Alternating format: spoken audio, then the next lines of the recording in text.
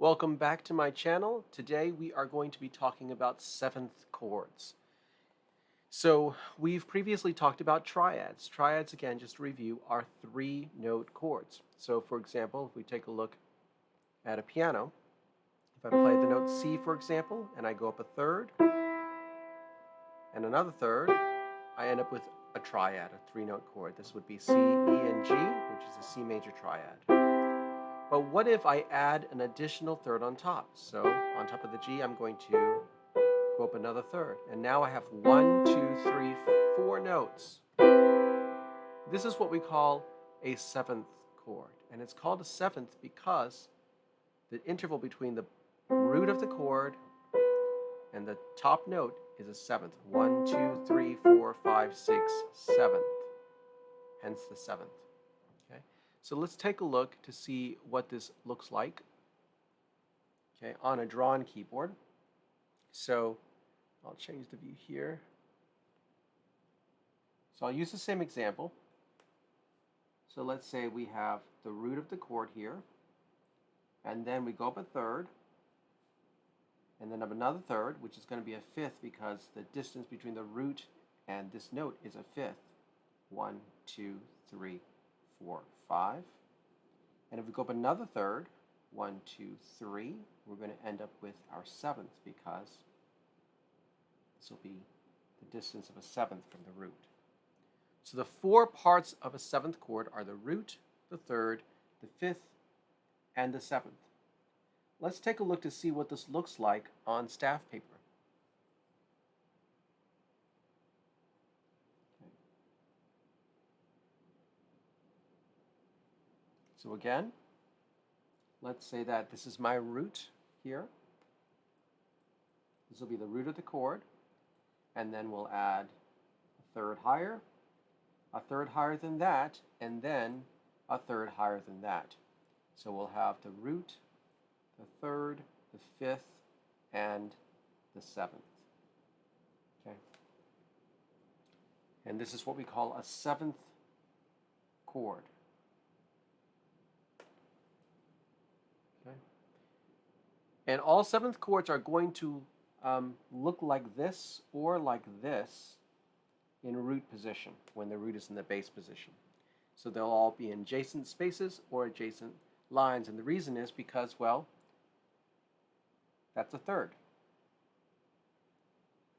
And adjacent spaces is also the interval of a third. All right. Now, just like in triads, just a quick review of triads here. Let's say that we have a treble clef here, and let's say we're doing this in C major just for simplicity's sake.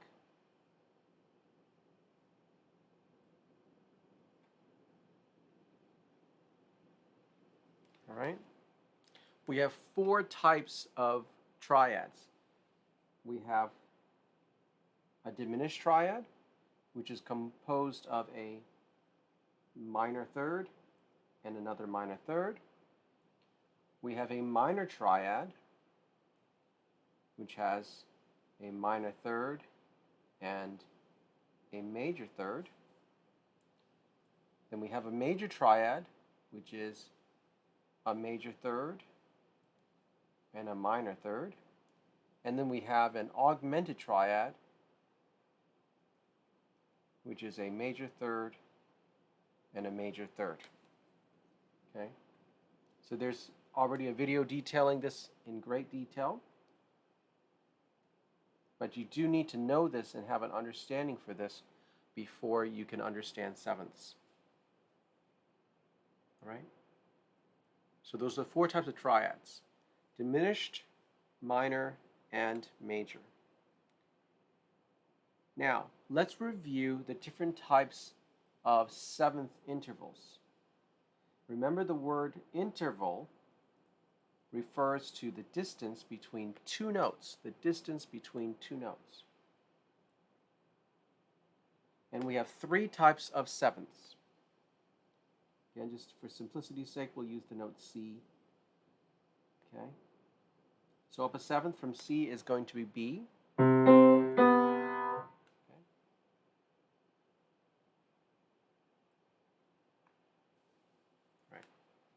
Now, you can always compare it to the octave C, right?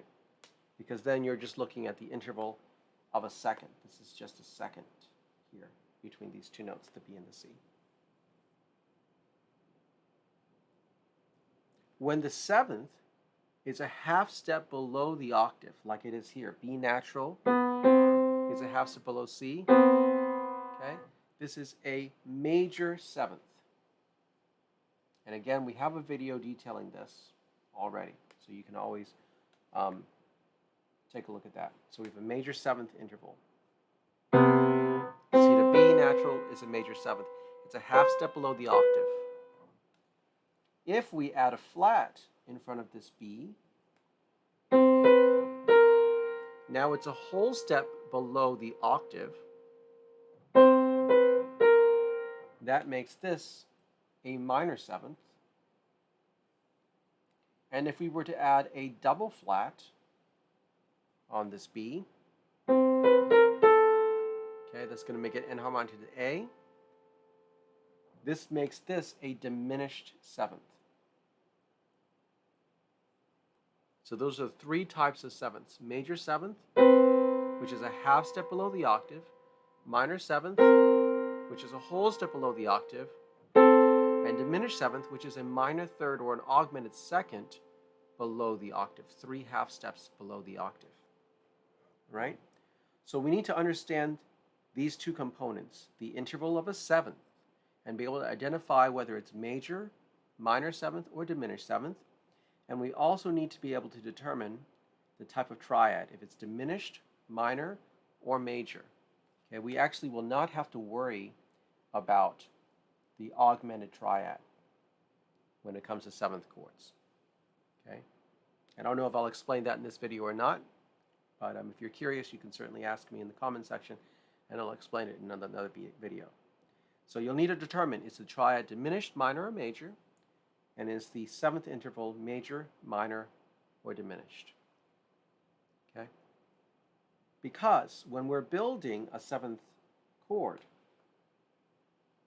like I showed you a little higher, okay, we'll just stick with C for simplicity. Right? So again, we have the root, the third, the fifth, and the seventh. This is really composed of two components. You have a triad, and then you have a seventh, like this. Okay, these are really the two components. And two questions we want to answer is, well, what type of triad is this? Is it major, minor, or diminished? In this case, CEG is a major triad, so we would say this is a major triad. The second question you want to ask is, what kind of seventh is this? C to B, well, that's a half step below the octave, so it's a major seventh. So this seventh has a major triad and a major seventh. Okay, those are the two components that determine the quality of a seventh chord. So now we're going to create a chart together.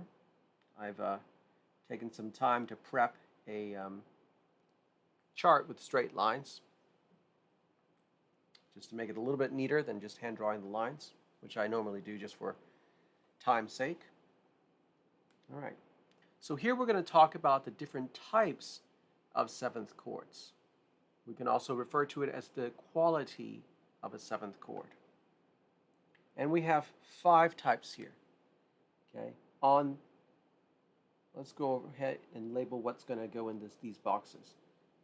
Here, we're going to talk about the interval of a seventh, whether it's major, minor, or diminished.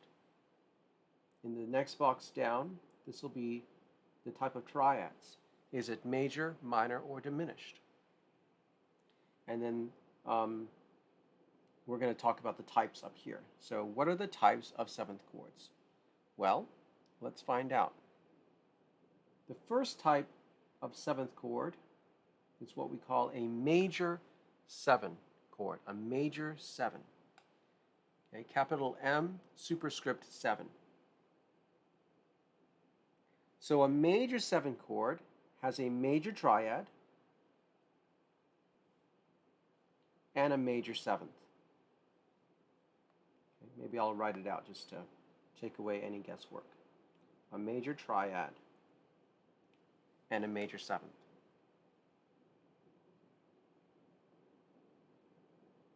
Okay, so that means that you have a major triad, for example, C, E, G, and a major 7th. The next type of 7th chord we have is what we call a major minor 7th, or just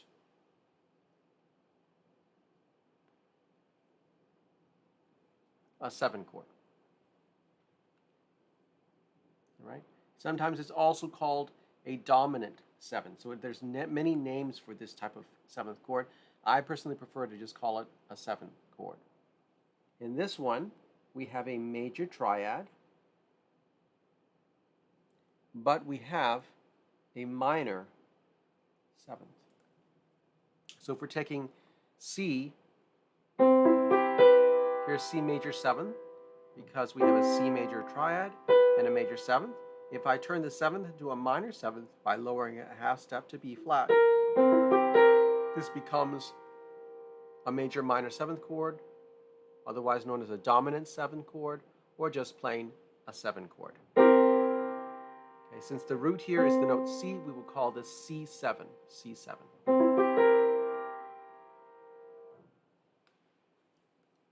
All right, next we have a minor 7 chord. A minor 7 chord is comprised of a minor triad and a minor 7. So going with C major, here's a C major 7 with a major triad and a major 7th. We lower the 7th a half step, making it a minor 7th. Now we have a C7 chord, or a major minor 7. And for minor, we have to lower the 3rd of the triad, half step. So now we have a minor triad, C, E flat, G, and we keep our minor 7th, B flat. That's a minor 7 chord. Next, we have what is known as a half diminished 7th chord, a half diminished 7th chord. Half diminished 7. In a half diminished 7th, we have a diminished triad, and we have a minor 7. So if we build this, we need C to E flat and G flat to give us our diminished triad. And then we have our minor 7th, which is going to be a whole step below the octave. And that's the half diminished 7th chord. Now, the half diminished 7th chord is oftentimes in jazz music or in lead sheets, chord charts. You're going to see it written out thusly. It'll often be called a minor 7 flat 5. It can also be written with the flat symbol instead of a minus. Okay, so a minor 7 flat 5 is what we call it, as an alternate name for lead sheet symbols. Okay.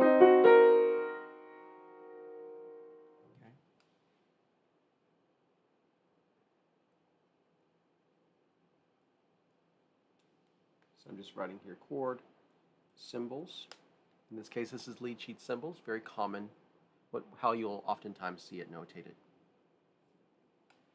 Last but not least, you might have guessed it, we get the fully diminished 7th. So we had a half diminished 7th, now we have a fully diminished 7th. It's called fully diminished because obviously we have a diminished triad and a diminished 7th chord. I mean a diminished 7th interval. All right. So those are the 5 types of triads. You have a major 7th with a major triad, major 7th, a major minor 7th with a major triad, minor 7th, a minor 7th with a minor triad, minor 7th, a half diminished 7th, otherwise known as a minor 7 flat 5, with a diminished triad and a minor 7th. And then the fully diminished triad sounds like this. Diminished triad, diminished 7th. You'll also notice in the diminished 7th chord we have a minor third between each of the parts of the chord. There's a minor third between the root and the third, a minor third between the third and the fifth, and a minor third between the fifth and the 7th. And going back to the half diminished 7th chord, it's called minor 7 flat 5 because that's one way of thinking of it. If you have a minor 7th chord, if you lower the fifth by a half step, you'll end up with a diminished triad, turning this into a half diminished 7th. So the common chord symbols, let me do this in black. Major 7 is how you'll write it. For the major minor 7 or dominant 7, just a 7. For the minor 7, lowercase and 7. And for diminished 7, oftentimes you'll see it written out like this, DIM 7, but you can also do that notation as well. Okay. So that concludes our video introducing the construction of 7th chords. If this is confusing, you might want to go back and review my videos on constructing triads as well as intervals themselves. If you have a solid understanding of how to build major, minor, diminished triads and major and minor and diminished 7th intervals, you should be fine with this. In the next video, we're going to talk about the inversions for 7th chords as well as their figured bass symbols. I hope this was helpful. As always, feel free to leave comments in the comment section below if you have questions. I will do my best to get around to answering your questions. Take care so much, and I will see you in the next video.